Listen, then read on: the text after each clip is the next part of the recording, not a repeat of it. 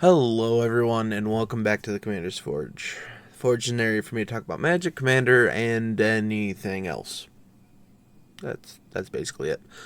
My name's Andy Bentley, and yeah, let's just kind of jump into it. So, I got together with my cousin and some friends, and we jammed a few games this weekend, and it's honestly the most fun I've had with Magic in a while. That said, I am so tired of everything. I was on my way back from my cousin's apartment, and I got pulled over. And I'm thinking to myself, well, I wasn't speeding. I don't think I have any lights out. No, apparently I've been committing a misdemeanor almost every day from December of last year. I had an issue with my insurance, and they were going to drop me. So I was in a mad dash to find new insurance. But I did. I picked up Geico. So, crisis averted. Or so I thought. So apparently the DMV suspended my registration on December 20th of 2023.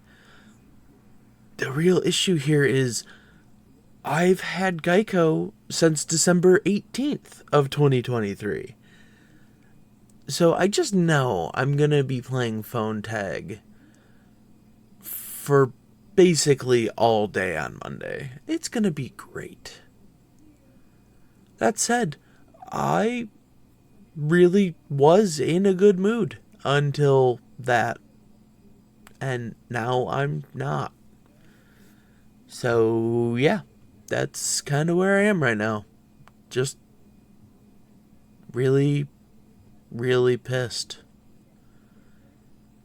Anywho, that's all I have for this section, and when I come back, we're gonna try to not be so blah. Anyway, I'll see you in a moment.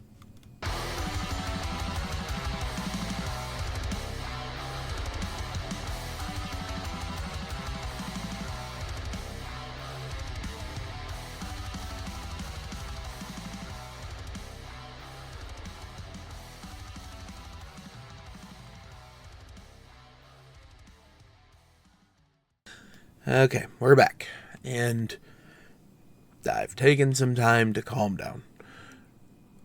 Now, today I want to talk about a deck idea that I have.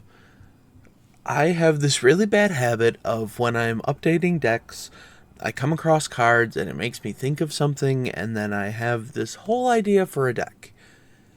This is one of those times. So the commander of this deck would be Sarevok Deathbringer.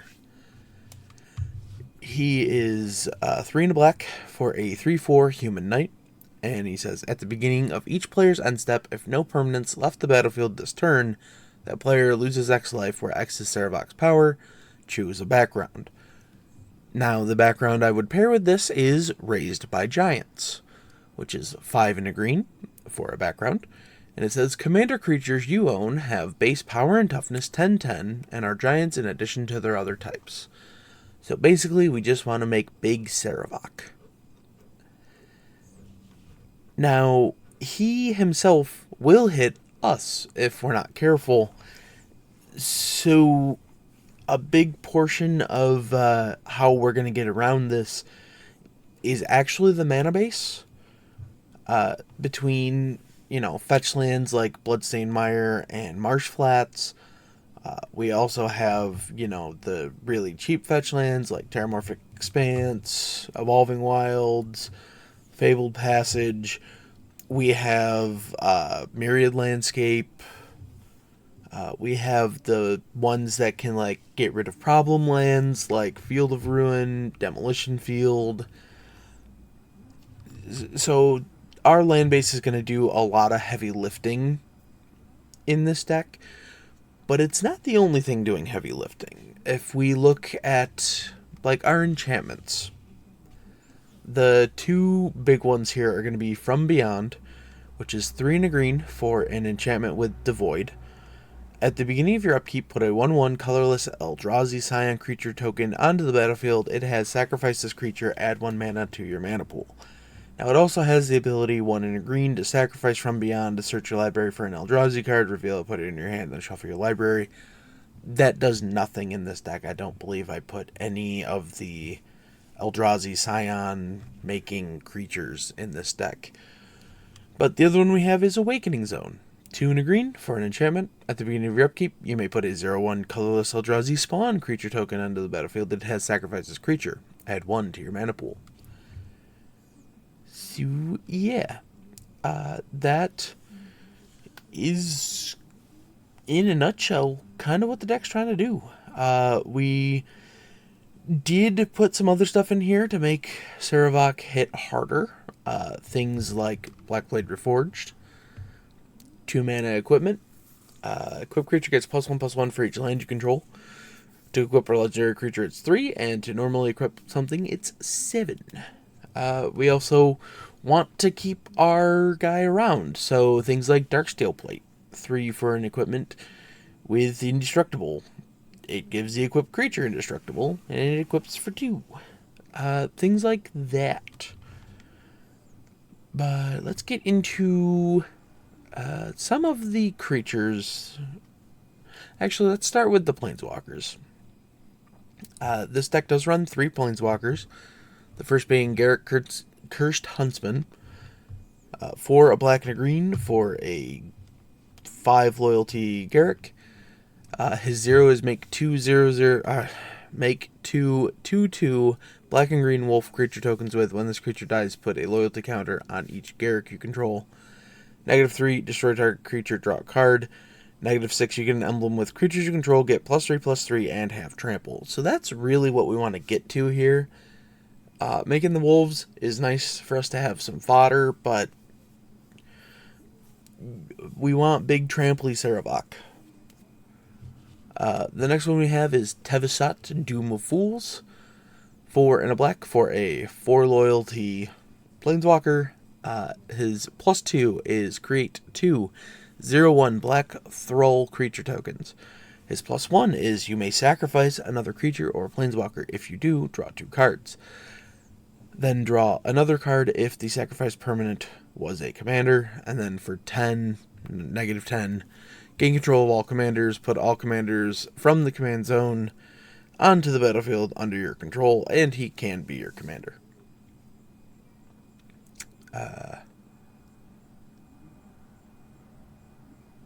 Right, he can be your commander with partner.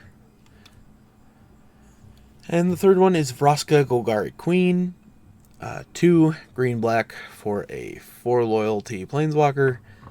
You may sacrifice another permanent. If you do, you gain 1 life and draw a card. That's her +2. Her -3 is destroy target non-land permanent with converted mana cost 3 or less.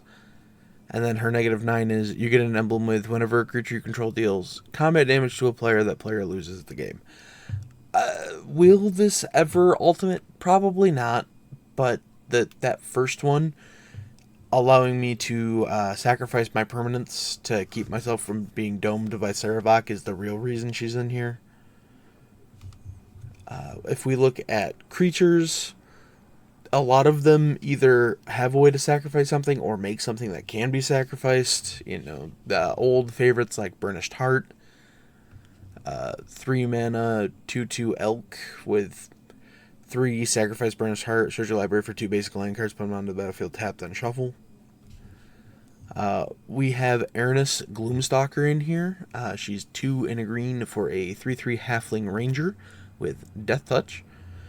And whenever Aranis Gloomstalker attacks, return target land card from your graveyard to the battlefield.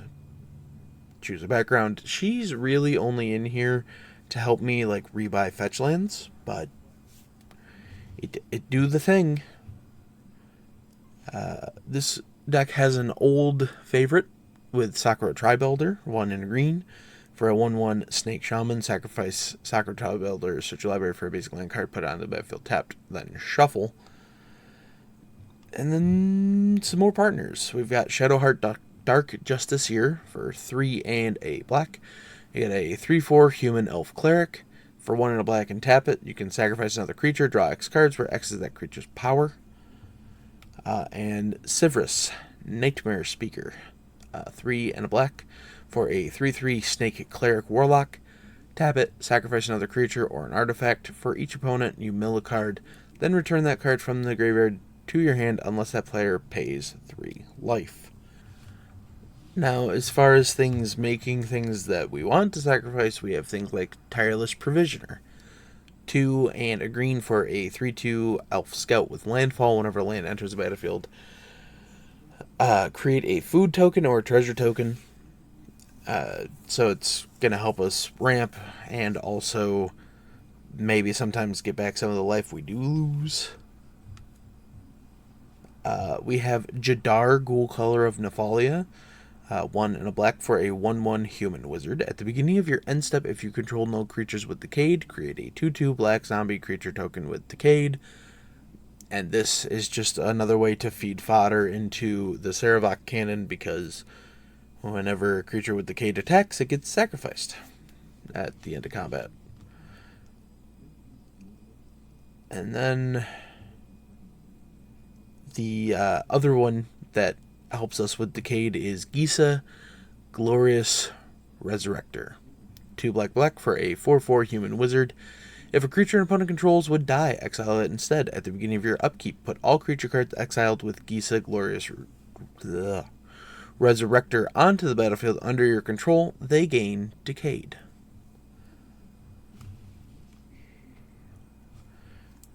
Now, looking into our sorceries, for the most part, this is where our ramp lives with, the staples like Rampant Growth, 3 Visits, Nature's Lore, Kodama's Reach, and Cultivate. Not really a whole lot else to write home to there.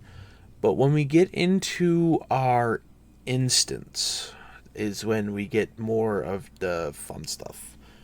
Fun stuff like Harrow, which 2 and a green, instant, is an additional casting cost. You sacrifice a land. Search your library for up to 2 basic land cards, put them onto the battlefield, then shuffle your library. That's the easy way to, do the thing.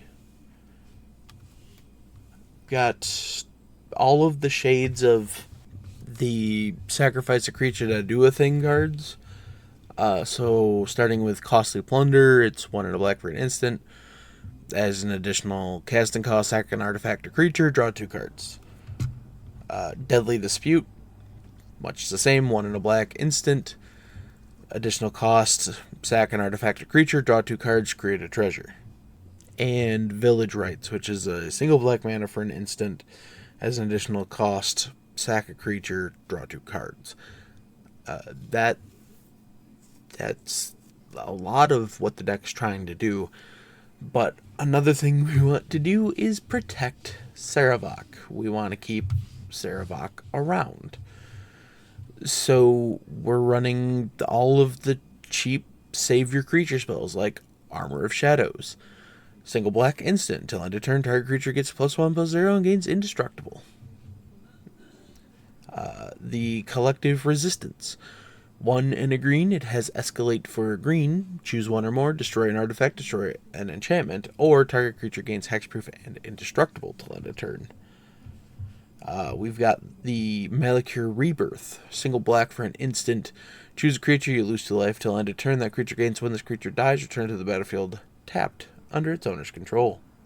And then the backside of that is Malakir Mire. It's a land, it enters tapped, and it taps for a black. We've got Tamiyo's Safekeeping. Single green for an instant. Target permanent you control gains hexproof and indestructible till end of turn. You gain 2 life. Snakeskin Veil. Single green for an instant. Put a +1/+1 counter on target creature you control. It gains hexproof until end of turn. Royal Treatment. Single green for an instant. Target creature you control gains hexproof until end of turn. Create a royal roll token attached to that creature. And then we've got Revitalizing Repast. It's a hybrid black-green for an instant. Put a +1/+1 counter on target creature. It gains indestructible till end of turn.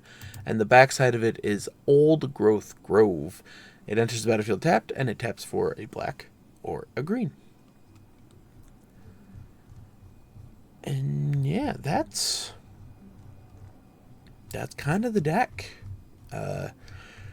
This is very much in not even the alpha stage of deck building. I haven't even found all of the cards for it yet. This is just the list I have put together on Moxfield. It's something I'm going to work on putting together. I've already pulled some of the cards for it. But yeah, that's going to be it for today. And I will see you next time. Bye-bye. Thank you for listening. All of my links can be found in my link tree in the description below. I would like to thank Ian Foss and Cody Mulpey of the band The Crypt for allowing me to use music for my opening and ending, along with Nate and Erica Jacobs for making my original logo. And I would also like to thank Christina McNichol for creating my new logo. And I'll see you next time.